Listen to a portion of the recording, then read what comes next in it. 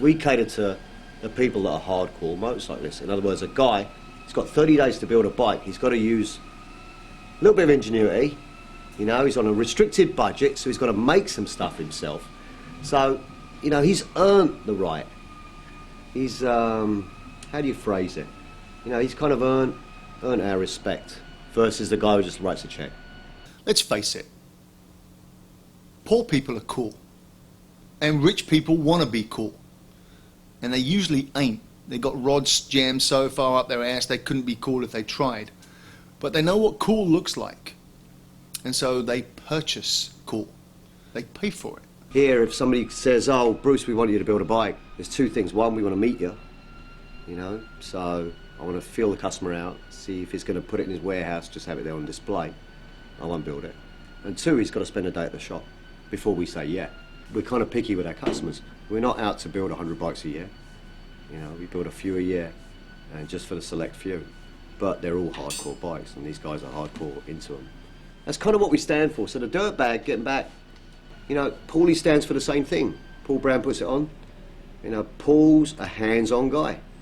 You know, he won't go out and buy that part, he'll go and make it. If he's got enough stuff in the shop to make it, he'll sit there and he'll figure out, he'll make it. My bike this year is a 1988 Honda VT 600 Shadow.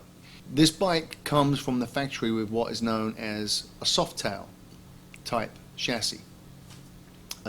What that means is that it looks like a rigid frame, but it actually has a suspension member hidden underneath the bodywork, underneath the frame. And because it looked like a rigid frame, I thought it was going to be relatively easy to convert that to being a full-time rigid frame. And it probably would have been if I'd have, you know, just put in a strut or welded the thing together. But, you know, typically I had to overthink it. So first me and Mr. Turk built a frame, and it didn't work.